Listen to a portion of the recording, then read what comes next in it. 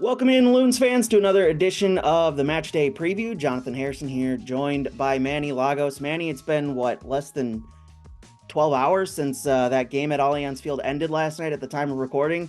Have you calmed down? Have you come down from the absolute energy fest that it was at the end of that match? Not really, actually. I feel exhausted, like I Yeah, said, array of emotions. Another special night at Allianz Field, kind of that energy at the end of the game. We tied it up and the fans, really felt like we were going to go and get the win and they were pushing us and we really came close. It was that kind of emotional kind of roller coaster of a game. So, but overall, a great energy. The play was good. I thought we had some really good moments in the game, and then we had a couple minutes where we kind of got down 2-1 based on not great moments, but nice reaction to get the tie, but also disappointment that we know we probably could have gotten 3 points if we, had just the ball bounce our way a little bit more. yeah, we'll dive more into that match a little bit later on in the show coming up. I totally agree with you. I felt like the 3 points were there and should have had them, but a 10-minute lapse of defense there kind of let things get away from us. But some good fight. We'll again talk about that later. Plenty to discuss that game. The game on Saturday coming up. Quick turnaround here for the Loons. Couple quick turnarounds coming up over the next couple weeks here for Minnesota United. But first, let's jump into some MLS action from last night. 13 games across the league last night, and MLS After Dark did not disappoint. We have plenty of results, and I think the craziest one is one that we'll talk about when we preview Portland. That Portland 4-2 match. Some crazy Yep. antics going on there. Wild. But the talker of the day for MLS is the raccoon on the field in Philadelphia Union versus New York City FC. Did you see this, and have you seen some of the calls from the broadcasters I have during not, one? but Oh, this it's just shows you glorious. how quick the turnaround is to absorb the games from last night, particularly just the kind of rehashing our game last night. But no, so there was a raccoon on the field. There was a raccoon on the field, and of course, the broadcasters went full Kevin Harlan and commentated it like it was actual game action. Oh It my was God. awesome. I think our friend Was it Cal in Williams Philly was or on in the. New York? It was in Philly. Cal Okay. Williams was on the call for Apple TV, and Nice. Our just a guy. glorious moment Yeah. of just animals invading the field and the game having to be stopped. That's It was awesome. hilarious. Go back That's and watch that clip. hilarious. Other more actual action to discuss. Red Bull New York 4, DC United 1. Both these teams having very good seasons so far for different reasons. And New York Red Bulls continuing to bounce back from getting shellacked by Miami a couple weeks ago. It's two results now in a row where they score 4 goals and just hammer their opponents.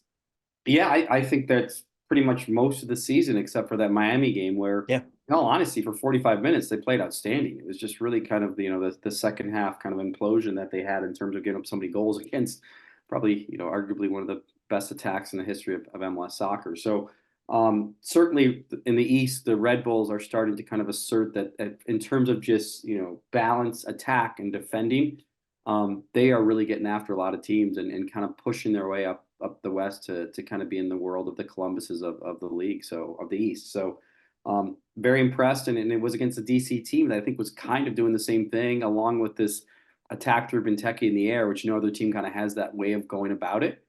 So clearly, if they shut him down, you've got a good chance of maybe getting a good result. Benteke in the air, I don't know how any teams are going to stop him. He's just so good. What's he got? 7 goals in the air this season, which leads the league and is almost up there alone or up there in the Golden Boot race alone, just off his head. It's incredible what he does in the air. Yeah, it is. It is. I would say I think there is a balance here of first good challenges, second ball winning when you're kind of really trying to stop him his ability in the area when it's in the middle of the field. I think in the final third, if you look a lot of his goals, I just don't think a lot of MLS defenders have been ready to defend that type of a player. But you can. And so I think it's been poor defending as much as it's been great heading by Benteke. So I actually do see him lessening his influence in the game as the season goes on and defenders get a little bit better and a little bit more sharp about being a little bit more physical, making sure they kind of almost box him out while he goes up for balls because he kind of just goes up like a basketball rebounder and kind of Yeah. dunks on you. And you can deal with that actually if you get in good position and you really have your shoulders square and then you kind of use your body to make sure he doesn't do that. So Again, in my world, I feel like that's something that, if you limit the service to him, he might struggle to have an influence in their parts of the game. And but at the same time, there's only one of him in this league right now that's doing that, and he's doing it really effectively. He is really fun to watch when he gets up in the air, just almost unstoppable at this point. Another result in the Western Conference: Colorado won, Vancouver nil. Vancouver get a red card just before halftime. A penalty kick was awarded. Rafael Navarro converts on that to give Colorado the 1-0 lead. Colorado now up to 21 points, along with three other teams in the Western Conference. Four teams on 21 points: Minnesota, LAFC, Colorado, and LA Galaxy. It's already turning out to be a tight race at the top of the Western Conference, kind of what we all expected. Yeah, I mean, that's a great rebound win at home for Colorado after kind of that tough being up 2-0, losing 3-2 to San Jose. Very appropriate you're bringing them up because, we're going to blink and be there going to the Mile High City and playing there a week from Saturday. So it's a massive game for us after Portland here to go in Colorado. We've had some wild games in Colorado over the years. I mean, it's been kind of one of those, probably our closest rival in terms of like, you just can't always predict the craziness of those games. So with it being no matter what, for kind of top of the Western Conference in terms of points, a week from Saturday be good. And credit to them. They have been very consistent all year, and they responded to a really poor kind of performance, giving up 3 goals after being up 2-0, coming back against the Vancouver team that up until 2 weeks ago had shown really good qualities in terms of grinding out results away and at home.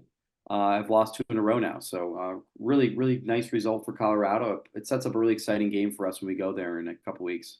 2 straight shutout losses for Vancouver: 3-0 a couple weeks ago to LA Galaxy, or LAFC, excuse me. And then the 1-0 loss last night against Colorado. They'll need to turn around, certainly, Vancouver, after what seemed like a very impressive start to their season. Speaking of LAFC, now making it 3 wins in their last 4, showing their strength of quality. Oh, and then adding Olivier Giroud in the midweek. So they're only going to get better, as kind of everybody expected LAFC to do. Yeah, they've really, I think, going to St. Louis, getting the away win, but how they got it, I think they're really just. I haven't watched the full game, but it just looked like a really good performance to them. An early goal, late goal, and it seemed like St. Louis couldn't get their legs going or get a tempo into the game. So, good result for them. We always know they're one of those teams that's going to be very, very tough to handle. And I think we go there in 2 weeks as well. So we've got a good challenge of games coming up here, but at the same time, I think it's good for us. Like I said, I know we're about to go into our game last night, but we're right in the thick of it. Every game, I think we've done a good job of managing the adversity really well. Yeah, before we jump into our game from last night, one final note from the Western Conference: Real Salt Lake 2, Seattle 0. Real Salt Lake continuing to show their class. Seattle continuing to struggle early on this season. You like to see that from Real Salt Lake, continue that dominance, especially against teams that have historically been good. They're showing it week in and week out, and they're showing they're really hard to break down and beat this season. They have done a great job. I mean, obviously, the Galaxy game, they were up 2-0. They ended up tying 2-2 on the road, where it probably should have been a win for them. And then they come back and get this 2-0 winning in Seattle against a team that's getting a little desperate now to figure out how to kind of get their season off and running. So credit to them. Like I said, there's a little competitive side of me now that says, hey, we've got to keep them within our distance, because they played really, really well. They have a great kind of structured defensive system, and then they really have an ability to create chances through Arango, and he has been deadly, both in the air, making runs, not always even creating a ton of chances in the game, but when he does, he scores them. So they've really gotten off to a great start this year. And they've got some roster flexibility to add more players coming up in the summer transfer window, so they could get even better and more dangerous. That's going to certainly be a team that Minnesota will have to, as you said, keep within touching distance throughout the season, because they are going to be hard to keep pace with throughout the rest of the regular season. Let's get on to the game from last night. An exciting one. We've already shared our general thoughts. I liked fast forwarding to the post match. I liked Eric Ramsey's thoughts on the match after the game. Said he's really frustrated because it's a game that we felt we had complete control over at halftime. I just felt we have taken our foot off their neck in a sense in the second half. But mostly we're frustrated, but he will say the first half was a really good performance. That's the most complete performance that we've had since he's been here. And it's hard to disagree with that. There's clearly frustration with how the game ended up turning out, but with how the Loons played in the first half and how absolutely dominant they were in shutting down a typically potent, dangerous LA Galaxy attack, that there should certainly be some frustration with how the game ended up turning out, because that was an incredible performance that should have carried over through the second 45 minutes. Yeah, I mean, 45 minutes, you walk off the field, and the opposing team has 0 expected goals. So that means 0 shots, 0 passes into the box that are dangerous. I think 0 corners. So you're 0 looking set plays. yeah, 0 set plays. So you're looking at 45 minutes against arguably, a lot of people are saying, the most kind of revamped front four in the league in terms of danger. And you just have that kind of dominance, not only defensive, it's not the defensive third, that's the middle third, that's the attacking third. And you're up 1-0 and you've created a lot of chances and you've really controlled the tempo of the game. And even if they've had a little bit more possession in the defensive end for themselves, but it's why I think we have that array of emotions today, because we knew this is a game that we were hoping to dominate for 90 minutes like that, and we couldn't quite get there. And I think Eric's comments are spot on. I mean, that's part of it. Part of the game is, you go 2 or 3-0 that first half, and I think it becomes really hard for the Galaxy to come close to clawing back playing like they were. But unfortunately, we couldn't quite keep that momentum going. It kind of felt like against the run of play when they scored their 2 goals. And then it felt like we had to really fight to get back in it, which the guys did right away. So I know we'll go to that second half, but an outstanding first half. Like I said, everybody was ready to go. I thought Bongi really brought some great energy. It's kind of funny that he scored the great goal, but everything else he was doing, his defensive work rate, the energy he was bringing up and down, for me was his most complete performance this year so far. I definitely agree. That was something that Dan and I talked about in the pre-match show, that despite the 2 goals that he's had this season, it hasn't really felt like Bongi's got up and running and he needed a really good game. And this was that game. He brought in some of that flavor that we saw last year. It felt like he was the most comfortable he's been on the ball all season long. He was providing creative threats to an overlapping DJ Taylor on that right-hand side. He was doing good cutback runs, coming in behind Tani Oluwaseyi, who was kind of driving forward the center backs for LA Galaxy and finding open areas. He was having a really good game.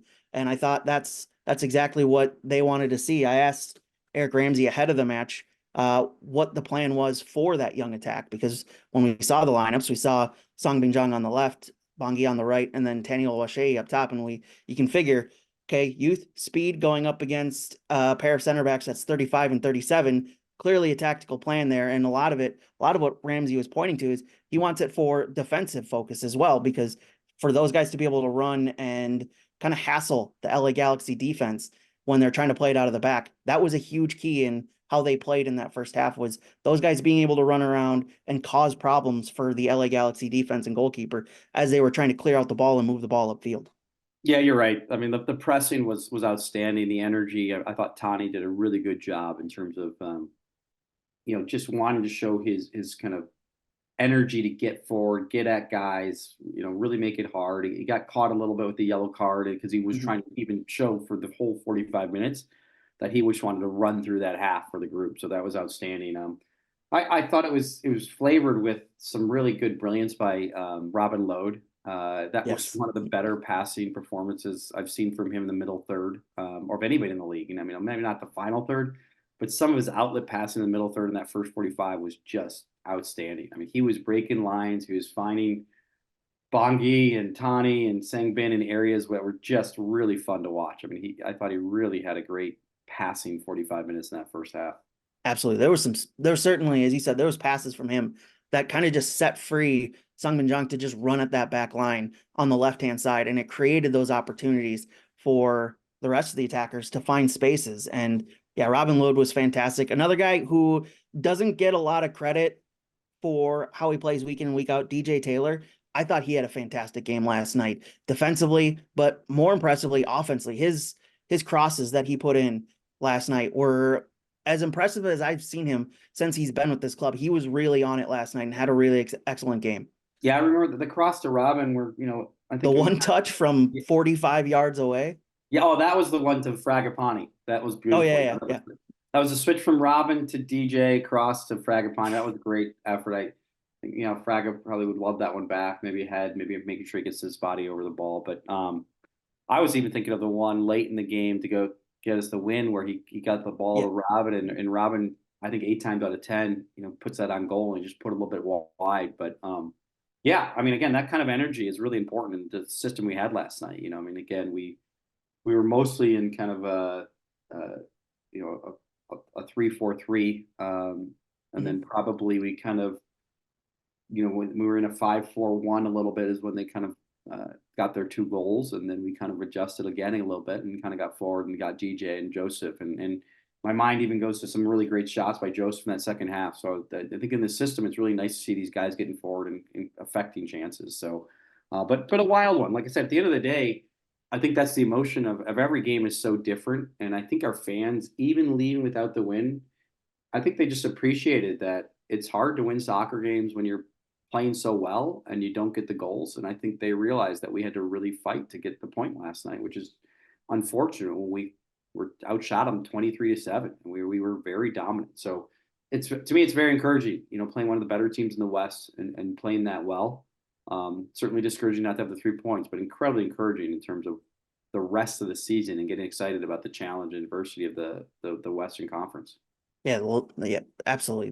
There's as I was telling Dan in the post-match show last night, it felt like despite the result, despite getting only a point out of last night, despite giving up the 1-0 lead and going down at one point, it felt like the first 45 minutes and how they played is more indicative of how this team is going to play throughout the rest of the season than maybe the 10-minute lapse from 60 to 70 minutes that allowed LA Galaxy back in this match. And then the fight afterwards to get back into the game, to not let it get away from you, like you can see teams often do after they've been dominating for so long. And then suddenly the run of play goes against them for a couple minutes. The game just gets away.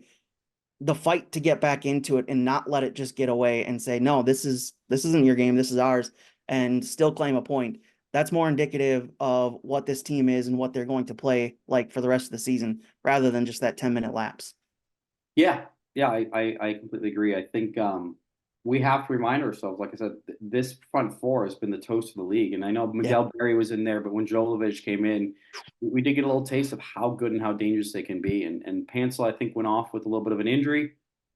Ricky Poog is really interesting to watch because he just is so lively for 90 minutes. He has good Mhm. moments. He has moments where he gets a little bit like not lost, but like he never gives up. He keeps on being that that ability to go forward. And certainly on that second goal, he kind of sneakily caught us where we were a little bit out of shape and our numbers were a little bit off.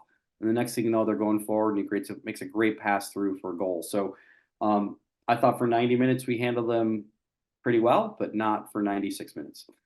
Ricky Booch was, as you said, he was outstanding. His passes on both goals were so well weighted into their runners, and the second goal that you pointed out, being able to just hold on to the ball until the very last second, which drew in the defenders and allowed Diego Fagundes just to be there in the right moment and take that strike cleanly. Ricky Booch was fantastic, and that was one of the key points for us when we talked to you before the match was you had to shut him down and not allow him opportunities. And for the most part, he did, but it just took 3-4 minutes for him to work. And that's all he needed. He was impressive last night. Yeah, yeah. And I think one of the nice things about the just the reality of Major League Soccer is um, there's the fan side of it and the result side of it. And then there's the fan side of watching opposing players and being honest about their strengths and weaknesses and Mhm. just being able to see them live. And I think I've told some people this. It was really fun to see him live, and again, I'm not saying it was all like he was the best player in the field. I thought he sometimes, create some of their defensive issues, like in terms of how they're kind of solving problems in the field. But he is really, really one of those players that just breaks lines, passing and dribbling in a way that most players in this league don't. And he doesn't look like this dominant athletic guy. He just looks like kind of like this, kind of smallish, kind of, tucked in shirt. how is he kind of getting around the field and being so dangerous. So, yeah, it gets me a little emotionally though, because I thought we had him for most of the game, and I thought Yeah. we really, not just him, I thought the group. I really like what you said about Eric's press conference, because it was true. In that first half, it's just a shame that we weren't up 2 or 3 goals, and it's just a shame that we just had those few moments where we clicked off a little bit, because it really was turned into like a really complete dominant game, and ultimately it didn't, and we had to fight a way to get a point. But I agree with you. When the more I think and process the game, I really enjoyed his press conference, John. I think you're right. I think it really kind of was honest in terms of like, yeah, we should be disappointed, but listen, we were playing some really dominant soccer, more so than any time this year. Yeah, absolutely.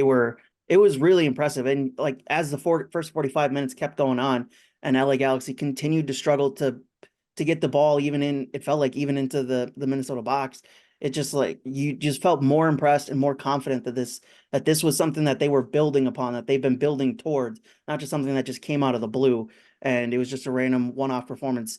This has been something that's been building over the last couple matches, now 4 matches without a loss for Minnesota. I And would add too that back yeah, five was outstanding. I oh mean, yeah, Irvin, absolutely. amazing. Boxy, amazing. Tapias, amazing. Again, there was that 3 or 4 6 minute spell, but besides that, for 90 minutes, Joseph, that was a really, really, high level, you know, topish performance of our back five in the Yeah. league. And that's really encouraging. Right? That is really, really encouraging to navigate, the next couple months and coming into the summer. Yeah, absolutely.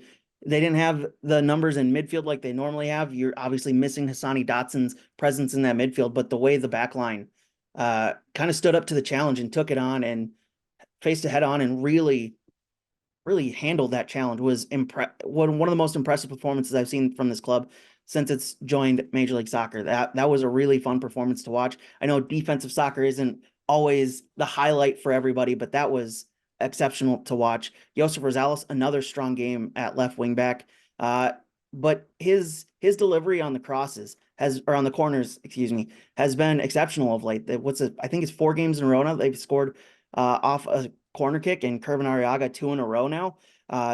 There was some gamesmanship there from him where it felt like for most of the night he was aiming towards the far post or in the middle and never really near post or the middle of the box, and never really went far post until until the 80th minute when Kervin Arriaga came blitzing in, and all the defenders for LA Galaxy kind of had just been lulled in, knowing that they weren't going to go to the far post, and Kervin Arriaga just took it, and it was a nice header from him, but a nice cross and corner delivery from Josef Rosales in the 80th minute to equalize.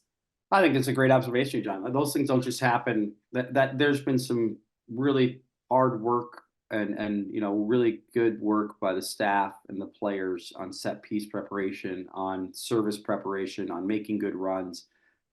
You're correct. We had a ton of corners, and we really were really overloading to get to a flick off the near post to go to the far post for most of the game. Mm-hmm. The services were good, and everyone was dangerous. And obviously, the Galaxy have struggled at set piece defenses this year, and I thought we really every time had one.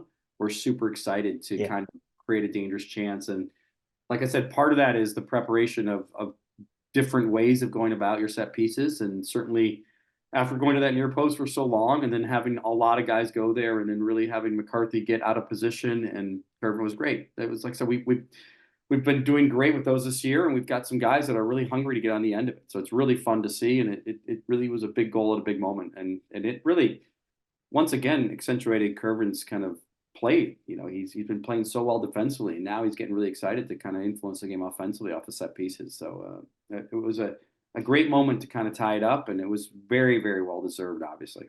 Yeah, absolutely. Rosales and Kervin in their new positions this season have really come to life and really found a new they've taken their game to another level in these different positions that I don't think many people saw them playing, but it's absolutely worked out from them.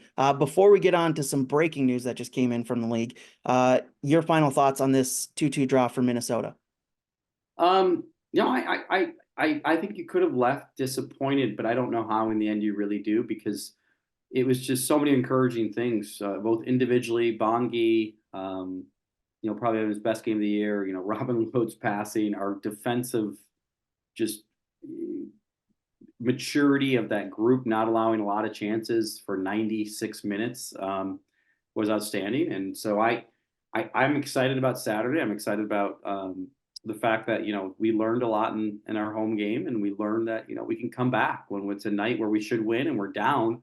We really fought to get that at least a point, and we we should have had three. So it was a great effort by the guys without the 3 points in a weird way. So yeah, I totally agree. There was I agree with everything you said with what Eric Ramsey said. There's frustration in not getting the 3 points in a very special home performance for this team. There should have been there should have been Wonderwall at the end, but unfortunately they let the game get away from them for a couple minutes, and then 2 points, and then you fight back, but you get still a point out of it. So excellent performance overall from Minnesota. You just want to kind of finish it off and get those 3 points.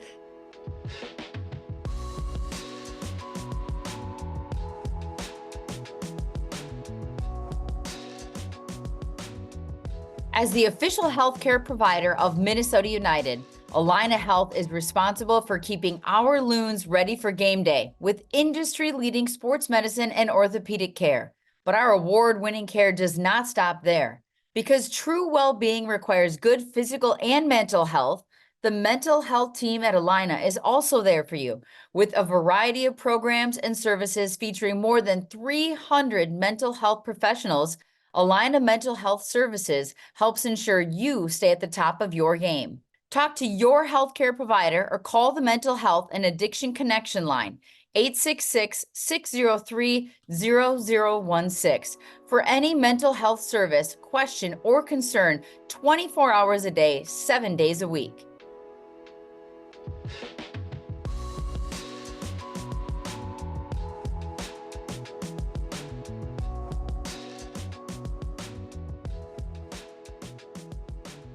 The breaking news that I teased there as we are doing this podcast, Tom Bogert of The Athletic breaking that Nashville SC and head coach Gary Smith have parted ways after, 5 seasons in charge, 6 seasons? He's been there since 2017, so it's been a long time. He's been there since the USL Championship days.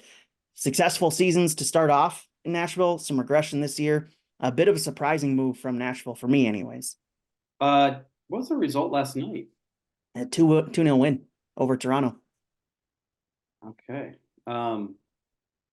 Yeah, that's a surprise. I think he's really put that team off as a unique identity, and they've been very competitive year in, year out. So that's big news. You're right. So known Gary a long time, coached against him many years ago as well, quite a bit. So he definitely has kind of a defensive identity. So there might be something to them kind of thinking about evolving as a club and maybe going with a different type of coach in terms of how they go about looking at the game and solving problems. So, certainly,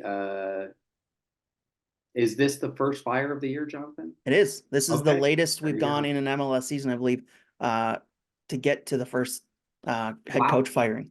Okay.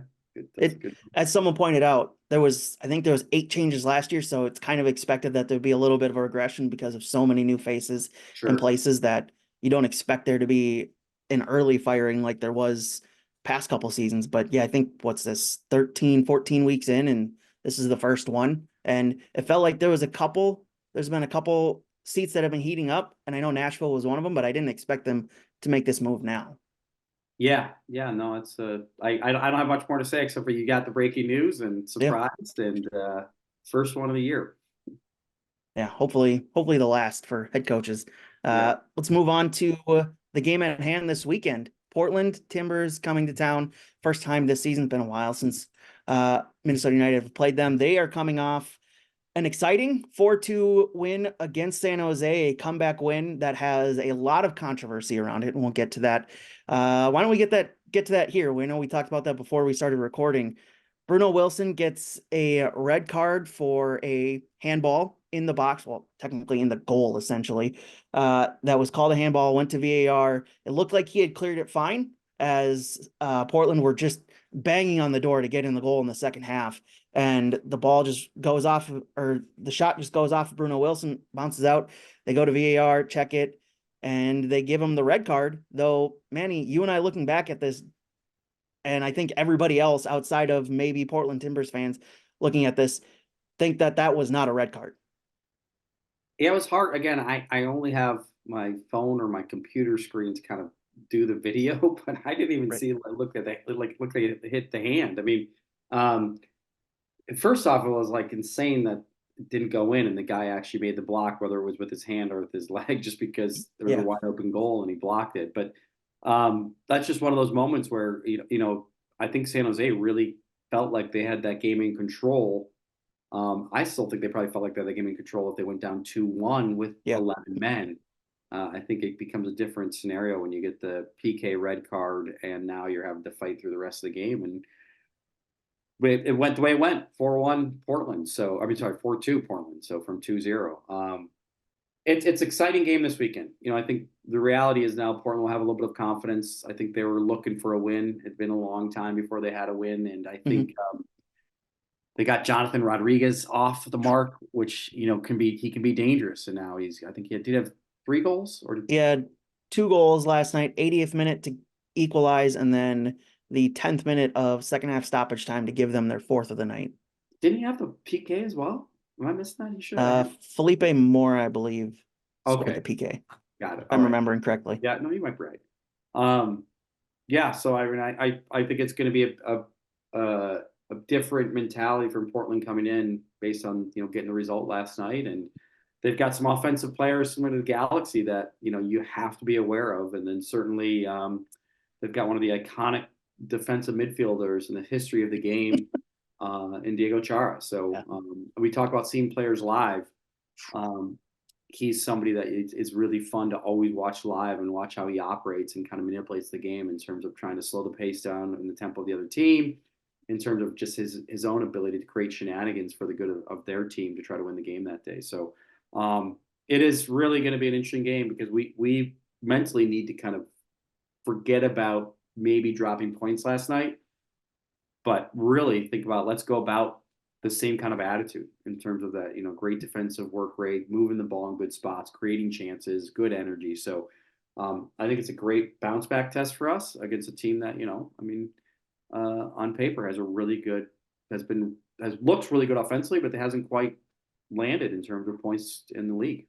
Yeah, much like the Galaxy, they've been outstanding offensively. I think one of the top teams scoring goals in the Western Conference this season, but on the opposite end, defensively, they have been just as leaky as the Galaxy defense. They've let in 27 goals. That is second in the Western Conference behind only San Jose. So, of course, when you pair the 2 leakiest defenses together that have attacking threats, you're going to get MLS after dark action, and that one certainly provided. It was Evander scoring the first penalty off the Bruno Wilson red card. Felipe Moore scored a penalty later on, but Jonathan Rodriguez scoring 2 goals from open play.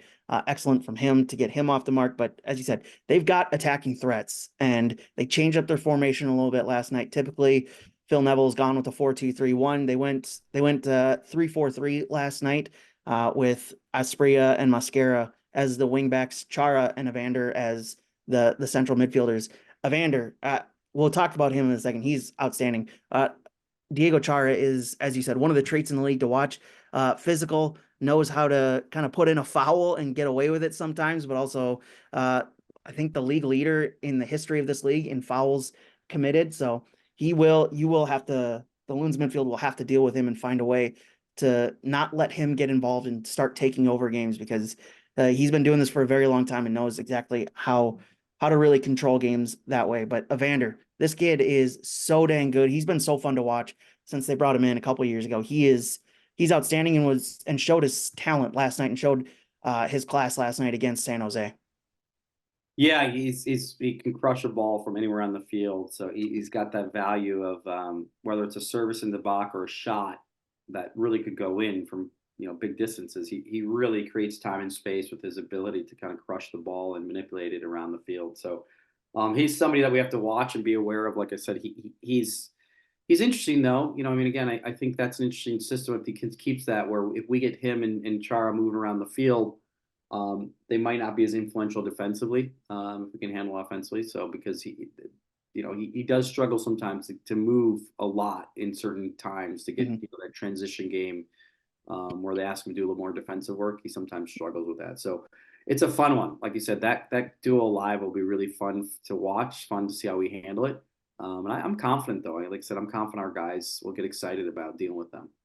Yeah, absolutely. It should certainly be an interesting test for a team that's coming off their first win, and I believe it was 9 matches. They've gone 8 matches before that without a win, and really needing a win, and they get it in a comeback performance. Phil Neville hasn't had the start that he would have wanted as the manager. It certainly got started fine, a couple wins to start off his campaign. I'm looking at their schedule. It was 2 wins from their opening 3 games, but then after that, just a really downturn in form. And now they've dropped down to 11th place in the Western Conference, just 13 points from 13 games so far for Portland.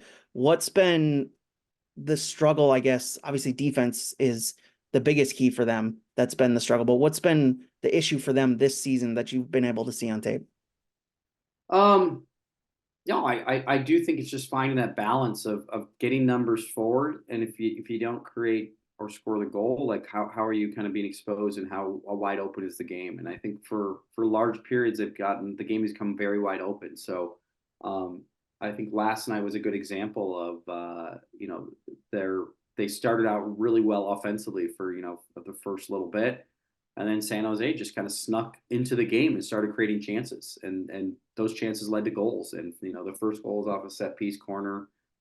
Second, but I think it felt like it was coming for them. And then the second was just a mistake. That kill you. When the center back kind of just loses the ball, and a great little finish by Hernan Lopez. So for me, there's a balance here where they're still trying to figure out that balance of offense and defense, so they can have a structured game to play. So again, I really believe if we have the same mentality we had last night, it should be a good result for us. But they're certainly going to adapt, and they're going to be more confident now that they've gotten a nice win last night. And it seems like they're starting to build on the balance from last couple of weeks. They've had a couple better games too. So this is a dangerous team. This is a team that has a lot of players. They've spent a lot of money. They're still building on what they can be. So it's a really good challenge for us. And now with this home game, before we go on the road, I think it's important for us to really fight and battle how we can to get to 3 points.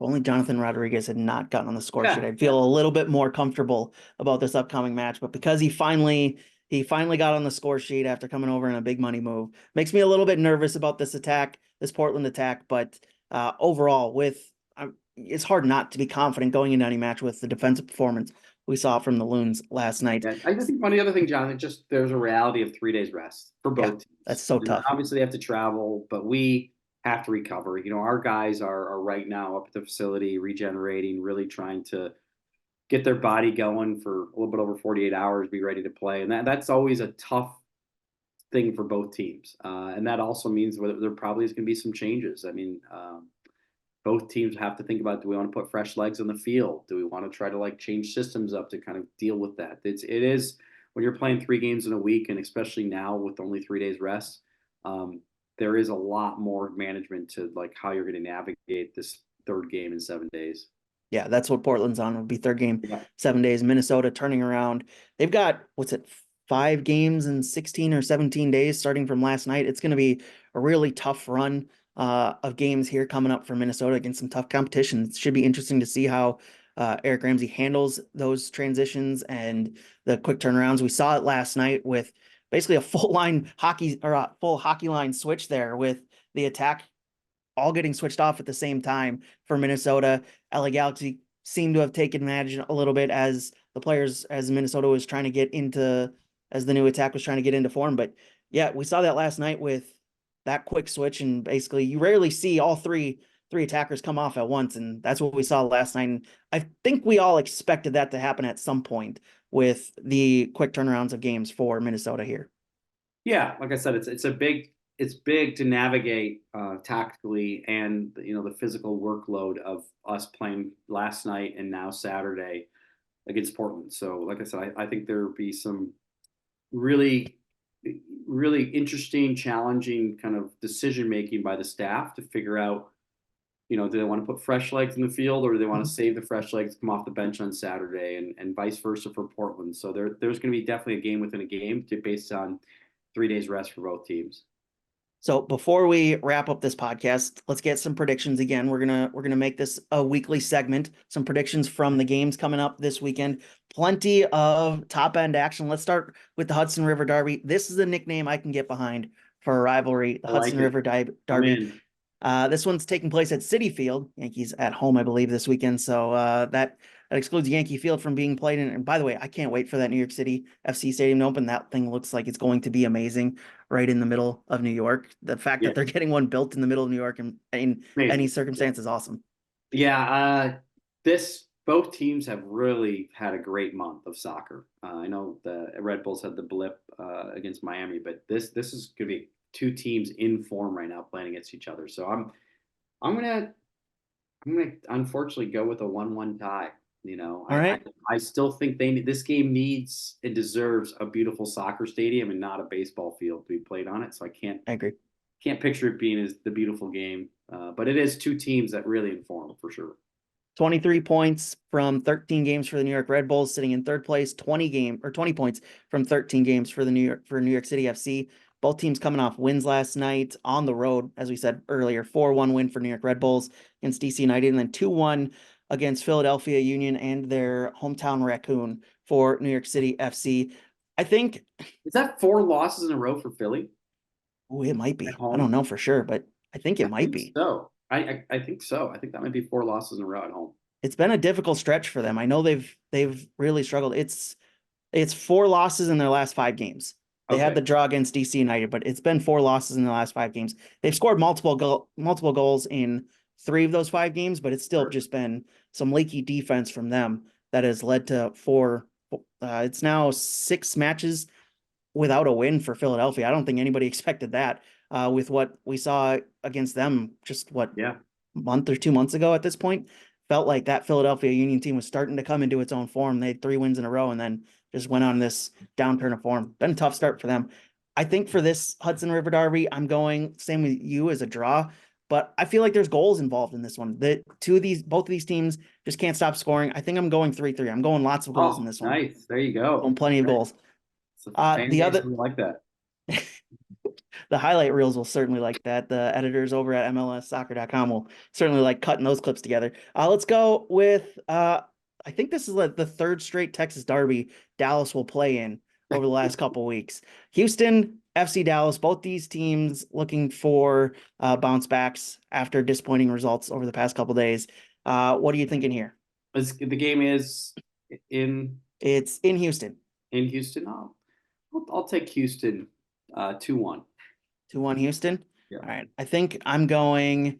I'm so not confident in what FC Dallas has done this season. I like that Jesus Ferreira is back, but I think I'm going with you, Houston. You said 2-1? Yep. Well, that was going to be my score here. I think I'm going to go 2-0. We can have the same score. Let's believe in each other, John. Come on. No, I'm going to go 2-0 here for Houston. All right. I think it's a shutout win. All right. And then finally, wrong, but okay. Finally, the one that wraps it up on Saturday, Cascadia Derby, Seattle, Vancouver. What are we thinking for Cascadia Cup? And that game is in Seattle. Vancouver really needs a win, really needs a bounce back win after a couple disappointing results, 2 matches without a score. Seattle obviously have not had the season that they want. 3-1 Seattle. Ooh, this is a big bounce back win for Seattle. Yeah, I think they're gonna bring some energy and fight. So I think this is a bounce back win for Vancouver. I'm confident with what we've seen from them so far. Going opposite of you, I think this is a 1-0 squeak it out win for Vancouver this weekend. Yeah. Well, I'd be impressed because my brain goes back to the adversity they had in the LAFC game, and they just didn't. Yeah. They played fine. I thought against Colorado it was a pretty even game, the red card. But the LAFC game, I felt like that was out of character for them so far to play that way on the road. So I think they're going to have to. I think they're going to be a little overwhelmed, but we'll see. Again, it's a fun one. It'll be a fun weekend of games. Absolutely, looking forward to this weekend of games. Minnesota United hosting Portland Timbers. You can catch the pre-match show on 1500 ESPN at 7 p.m. Kickoff 7:30 p.m. on the radio as well as on Apple TV. Be sure to tune in if you're not coming out to Allianz Field.